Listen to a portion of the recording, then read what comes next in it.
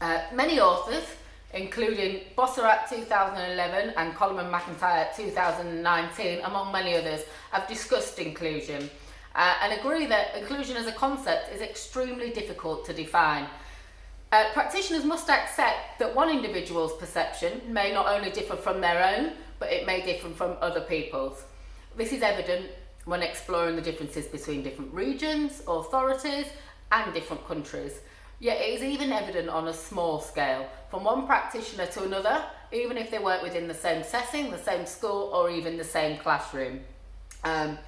This can lead to disagreement, confusion, and uncertainty not only for the staff team, but for the children, for the families, and any outside agencies that are involved with the care of the child. So therefore it is really, really crucial to work as a strong team, creating this team around the child, in line with the Children and Families Act 2014 that you all pulled together.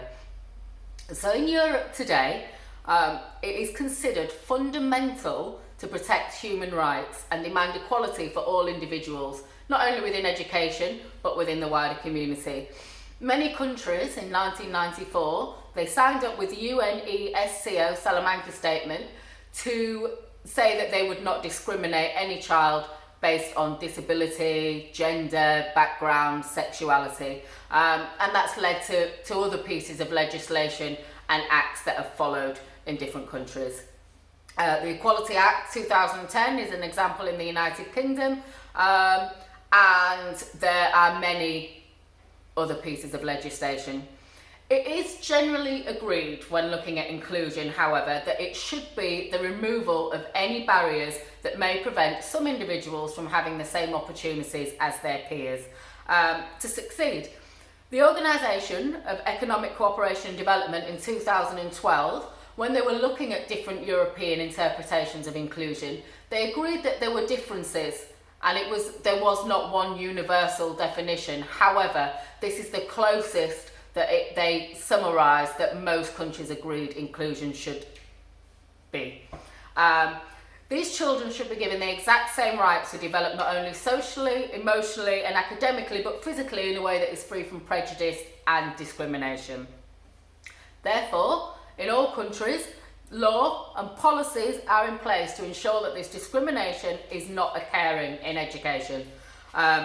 So individuals that have been historically marginalised, unfairly treated and segregated, they must become valued members of our community. So therefore schools and policymakers, they have a moral and a legal obligation to ensure that all adaptations are in place when necessary to meet the needs of children that have got huge and diverse needs. And that they're getting equal access to the school community and the curriculum. Again, there's many pieces of legislation in place to ensure this happens, and all schools will have their own policy in line with UK law.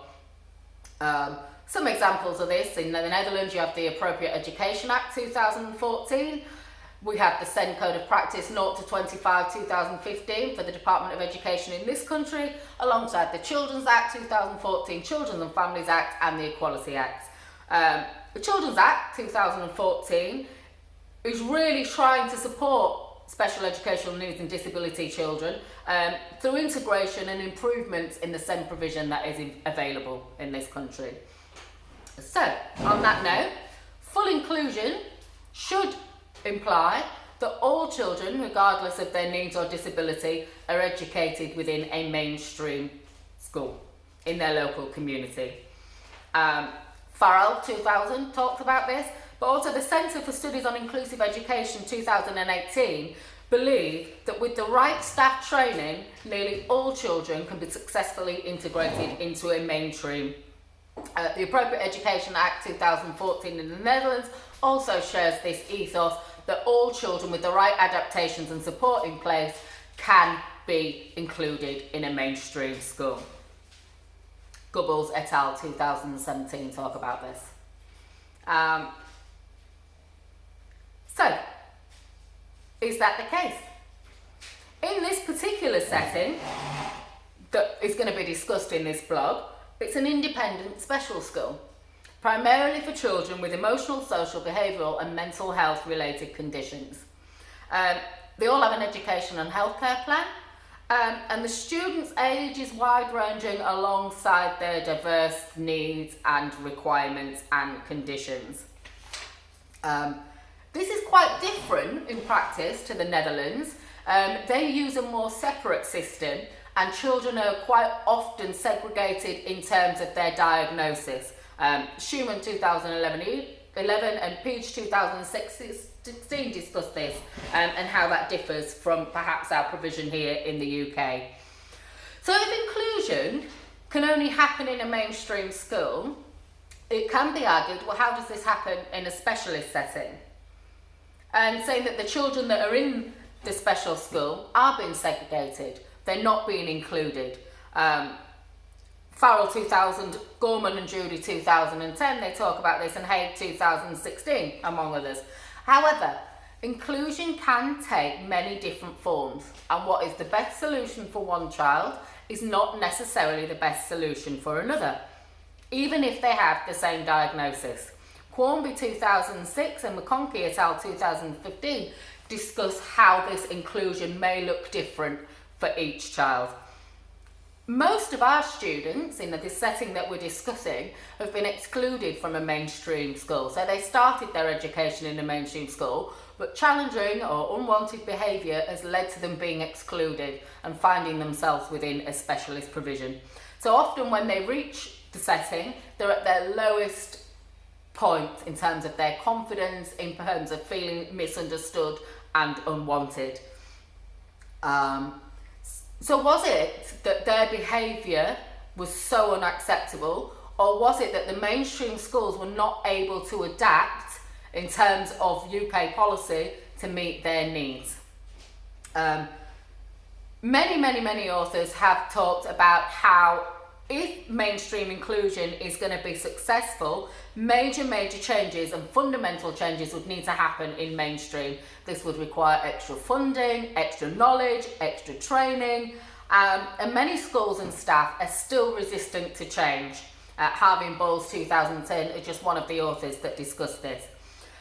Many of the children in this setting, they come from disadvantaged backgrounds, they may be looked after children, they may be victims of abuse, and they've spent most of their life feeling like they don't fit in and they're not included anywhere. So being excluded from a mainstream school, it just backs up this feeling of not feeling included. So often when they reach our setting, they're very distrustful of authority and they feel misunderstood.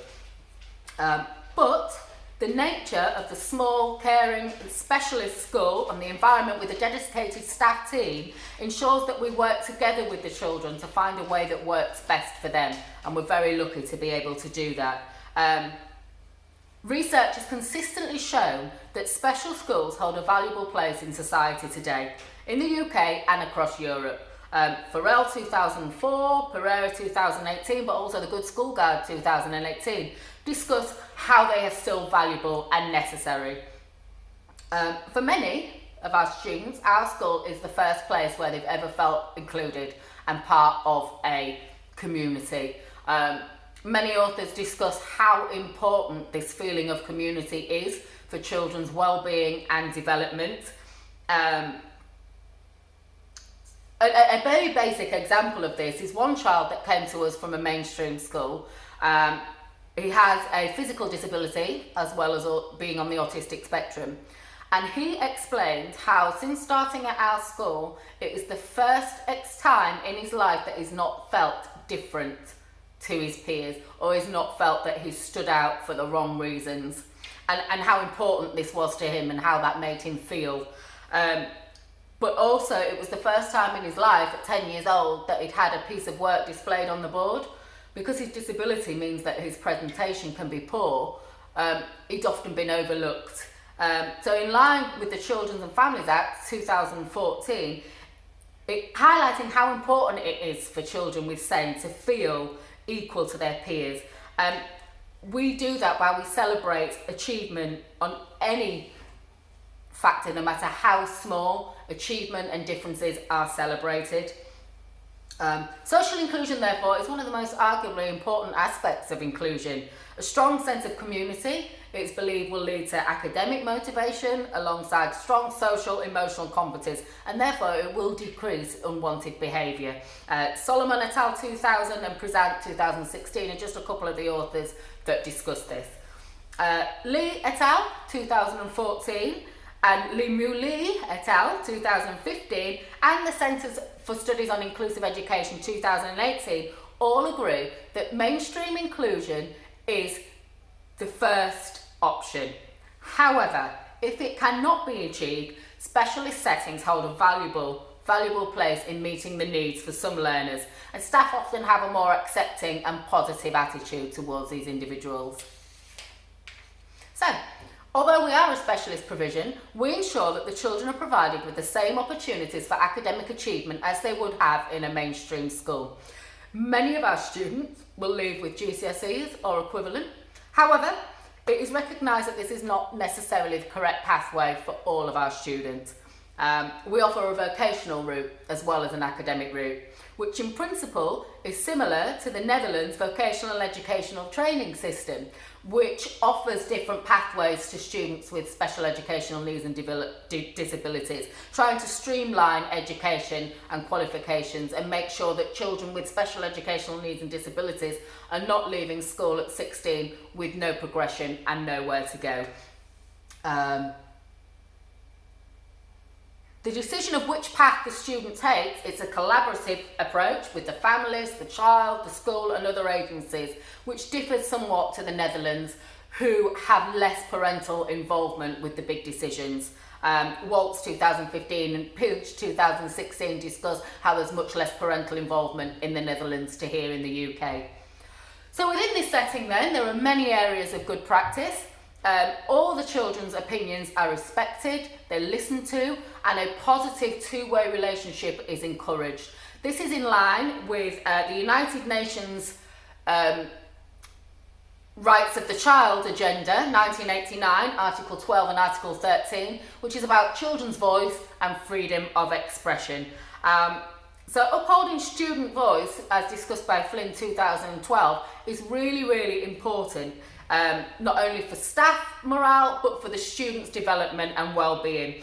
And it can prevent, particularly for children with emotional and behavioural and mental health conditions, it can really prevent unwanted behaviour.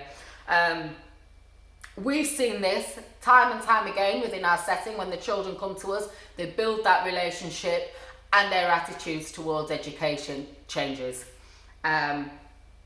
So good feedback, good evaluation, that's another area of good practice, although we do recognise that feedback can be difficult to give to children who are damaged self-esteem and confidence, and that can be a barrier, so that has to be very carefully done. But we do recognise, alongside Cavett and Sloper 2004, that the importance of good feedback in order to develop.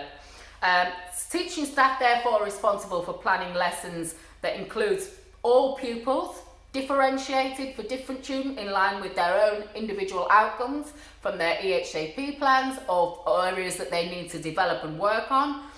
Good staff knowledge, that is part of it, and it's in line with the National Curriculum Inclusion Statement 2014. It's really important to us that the children are happy children can learn.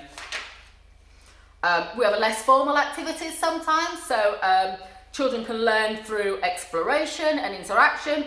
And children with special educational needs and disabilities, they often learn better in this kind of environment. We've adapted our curriculum to meet their needs in line with current policy. Ricketts et al. 2013 and Randy and Newman 2011 talk about reading and writing and how that can be a barrier for some SEND learners. We have a strong leadership team with a shared vision, working in inclusive ways that help empower the staff team and make sure that every student is celebrated and respected. However, there are areas for improvement. The building, unfortunately, is old and outdated. There's narrow steps and doorways, and some pupils with disabilities, they just cannot access certain areas of the building. This leads to them feeling slightly segregated. Although adaptations have been made, it's not gone far enough, and children and wheelchair users would be unable to access some areas, so this would need looking at going forward. Obviously to be in line with the Equality Act 2010 and so forth.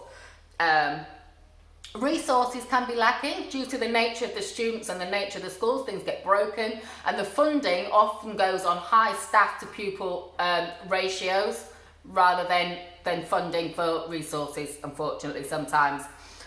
Local offer in partnership with local authorities. Although this is enforced at the school and discussed with families, the school works with 6 different local authorities, and the difference in provision can be vast, meaning that some families unfortunately come off unfavourably. Harvey Balls 2010 discussed how this geographical aspects can mean unfavourable for some areas above others. So, different staff attitudes. We said it before, it can really make a difference to how consistent staff are in their approach. In order to try and overcome this, the senior leadership team hold regular briefings, regular meetings and training to share best practice. Harvey and Balls say that this is really important to get the staff all on the same team. So in conclusion, the best and only solution must be to work with the individual needs of each child at the forefront of every decision that is made. A strong team around the child and a collaborative approach. Children should be given the opportunity across Europe to be educated in their local mainstream school with their peers. Yet if this is not feasible, then it is important to remember that special provisions are available and they hold a valuable place in society. Thank you.